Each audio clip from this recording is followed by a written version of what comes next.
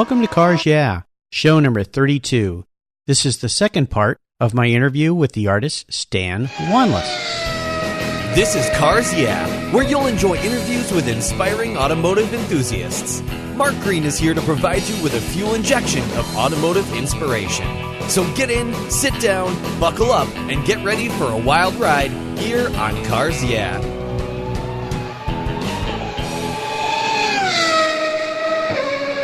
So Stan, this is one of my favorite parts of our talk, and I call it the last lap. And this is where I fire off a series of questions, and you give our listeners some answers. So are you ready to go? Yes. Okay. What's the best automotive advice you ever received? Well, I think the best was, and I use it every day, is first of all, plan, simplify, and be strong. There's a couple of others here that are worth noting, and I've thought of this every time I launch into something. You can't eat an elephant in one bite, but you can if you eat him a bite at a time. And another one is that you can't be a champion runner and a champion pie eater at the same time. So true. So true. There are two more. Yeah, there are two more here that I think are worth noting. If you think you can, or if you think you can't, you're probably right. Henry Ford. And fortune favors the bold. Ah, wonderful. Awesome. Thank you. Would you share one of your personal habits that you believe contributes to your success? Well, number one, of course, is to do what your wife suggests, because I hate getting bruised at such a tender age. That sounds like something my grandfather told me when I got married. I asked him, my grandparents were married for 70-something years, and I said, Grandpa, what's the secret to a long marriage? And he said, do what you're told. Wise man. Yep. Wise man. Well, without my sweetheart Joy, I couldn't have accomplished any of these things in my life. So wonderful. I certainly appreciate her and her knowledge and her help. But I think a positive attitude, and the other thing is do it now. You know, success has been quoted at one time as the progressive realization of a worthy ideal. Doesn't matter whether you're a street sweeper or the head of a large corporation. If you're progressively realizing a worthy ideal, then you're successful. And our dignity doesn't lie in who we are or what we do, but it lies in what we understand. So you should always give back. I think this is important not only in business, but in your personal habits, especially those that need it more than you do. The only things you really get to keep in life are the things that you give away, and you need to give as much as you can, anonymously if possible, but you have to be really careful. You don't want to eat the seed corn. If you give it all away, then you won't have a base to help others. But you need to be also very kind to people, because you don't know what troubles they're carrying around with them. And, you know, it's the finest blades that are most easily blunted or bent or broken. And some people are very fragile and vulnerable. And you just have to remember that the eagles don't chase butterflies. Wonderful. Thank you. Stan, let's have a little fun here. Can you tell us what your first car was and maybe share a story or two about some adventures or modifications or things you did with that car? Oh, of course. When I was a child, I used to carve cars out of soap bars, and most of them were either 32 Fords or MGTCs, it seems like. But when I was 14 years old, I bought a 32 Ford parts car and put together my first hot rod. Also purchased a 36 Ford that same year when I was 14 for $20, but I made a lot of money on that. 6 months later, I sold it for $55. Anyway, that that 32 Ford that I put together, then I put in a flathead Ford V8 with Edelbrock heads and Edmund triple carbs and intake manifold, and it had an Auburn clutch and a Enlightened flywheel, and Columbia rear end, and a rare 1952 chrome drop tubed axle, which is very rare for those days. Had double reversed the Buick rims and cheater slicks and general jumbo wheels on the front. It had a great rake. I later replaced flathead for a Rocket Olds engine. I don't still own this 32. I owned it for 20 years. I sold it in the early 70s, but my triplet daughter Brandy and I are building one that's very close to a replica of this, my first 32 Ford. Oh, wow. Also, in 2004, I sculpted a 5-foot, 300-pound bronze of my first 32 and named it Seduced. That's S''Deuced. Anyway, I felt obligated to show how some of the original hot rods were built before the 1-800 belly button look-alike cars of today. And back then, we either had to make our own parts or we had to find them in a junkyard, which really was kind of a lot of fun. Mm-hmm. I subsequently sculpted another similar-sized bronze called Flat Out. Both were inspired by a smaller sculpture. It's just under 2 feet that I sculpted in 1985 named First Love. Now, in 1910, in 2010, Richard Munns, who owns one of my 5-foot Seduced pieces, and Jim Busby of Busby Racing in California built a full-size replica of this bronze of mine and put them both in the Grand National Roadster Show in L.A. Also, I wanted to mention, since this reflects the first car that I had in 1997, Pebble Beach, Concord, Elegance asked me to use the same bronze. This bronze called First Love is a permanent trophy sponsored by Ford for the annual Dean Bachelor Memorial Trophy. And this was the first time hot rods were at Pebble Beach, which was really special for me because I was a very good friend of Dean Bachelor. Wonderful. Is there a car that you've had in your past that you have some seller's remorse about that you really wish you had back? Indeed, there are a lot of them, and I'll list just a few of them here that, as I remember, that were my favorites. There was a 34 SS1 Jag, 67 E-Type Jag, an 80 Ferrari Koenig Boxer with 6 Webers. And there's a 68 400 GT Lambo, an 83 March Indy car, an Esso Griffo, a Mangusta, a 22 Will St. Clair overhead cam V8. Also had a 1920 ABF, which ran the first 200-mile race at Brooklands. It was a race car.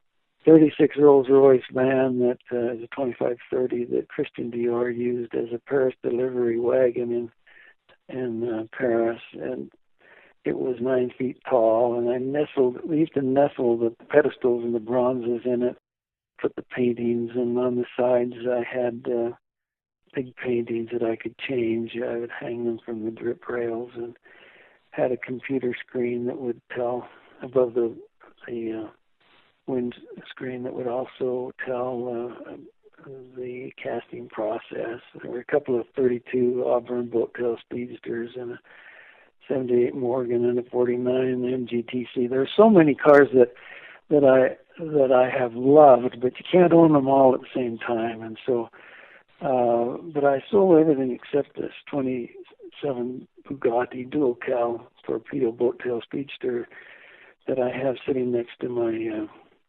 fireplace. I've had it there for 26 years. The carrossery was a Levicat Massad in Paris, and also a 29 Alfa Romeo 1750 Zagato, and a few hot rods. That's all I have left. Wow. That is a long list. A lot of remorse there, but also a lot of wonderful memories. Is there a current project you're working on right now, Stan, that really has you excited and fired up? Well, yes, I've got a few of them.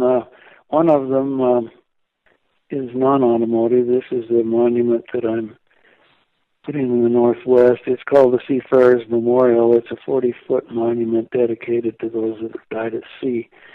And it'll sit on an island that is currently being built for me by the Port of Astoria. It's being built at the confluence of the Pacific Ocean and the Columbia River, just off the tip of the Astoria Peninsula. And this is a major project, but we're having a lot of fun with it. I'm also finishing up a 32 Ford Roadster that I've neglected for a while. It's got blown Arden, and it has a Hillebrand quick change and has 11 by 16 Hillebrand magnesium wheels with cheater slicks. This one I have a 32 Percero dash cluster and a Wanless windshield. This was a rod in 1951.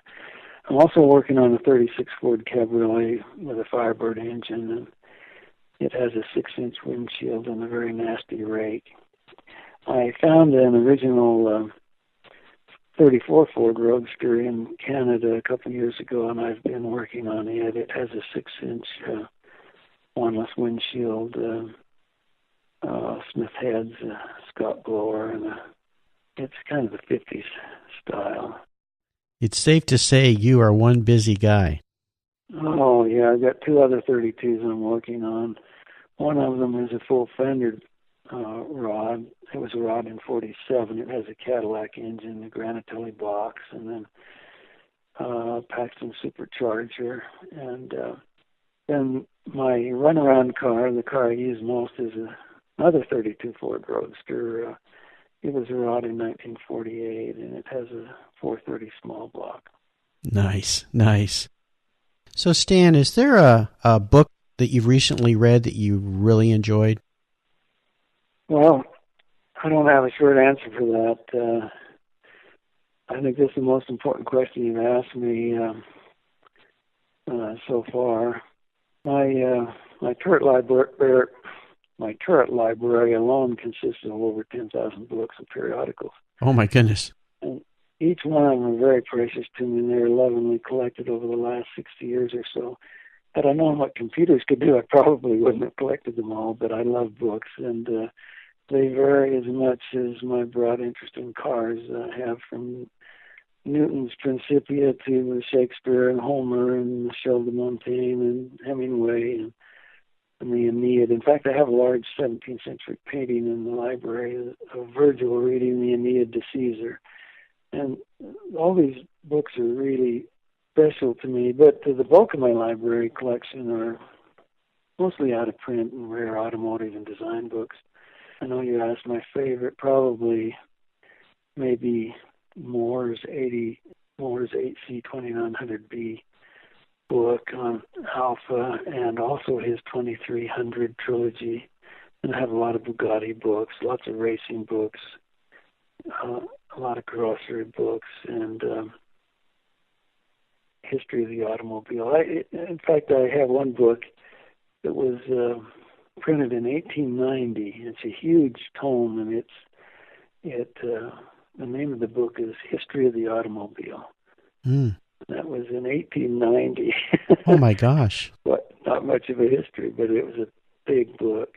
Yeah. And of course, doing these series of Lewis and Clark monuments along the Oregon-Washington coast. In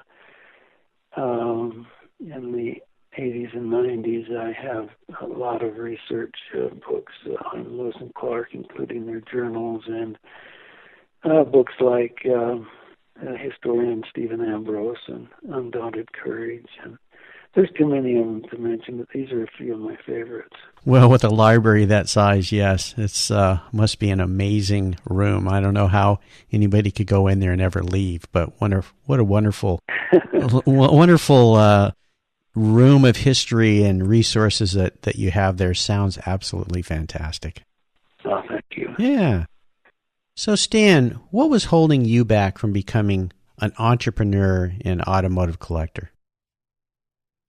Well, really nothing. I started when I was a kid. Even with not much money, you could always get some kind of job, and there are lots of used cars or junkers around, and you could buy them for only a few dollars. Later, when my children were young and there wasn't any extra money, we'd play with the car that I had, or we'd draw or paint or sculpt cars. when things got better, I went kind of crazy and bought almost every car I always wanted. I told my wife I had to have an intimate relationship with it. I had to measure it and get to know it really well in order to sculpt it properly. That worked for a little while, and she got onto that. She wised up. Yeah, she did, and I guess I was just trying to prove to myself that I could do it. But then I found out that everything's a responsibility, and I couldn't take care of that many cars. So after a few years, I sold them all but a handful of my very favorites. And sure. Having a close relationship with these cars made it a lot easier for me to express my creative abilities, both in paint and in wax. Oh, I'm sure. Absolutely. Well, wonderful, wonderful way to think about cars is to have an intimate relationship, especially as an artist. So that's fantastic. Are there some resources that you'd like to share with our listeners? Yes.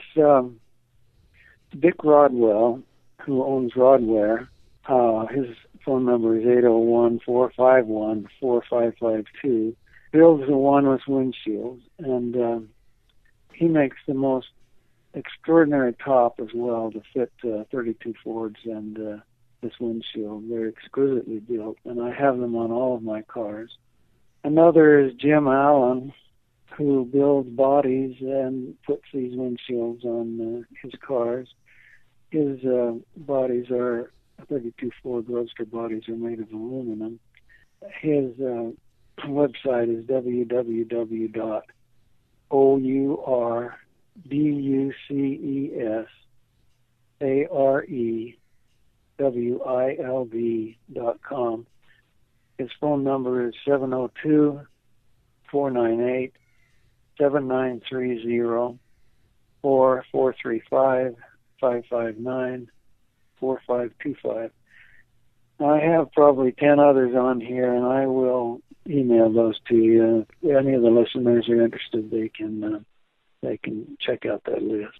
You ask if there are any other automotive websites I really like. There's www.roadsters.com. It's ROADSTERS.com.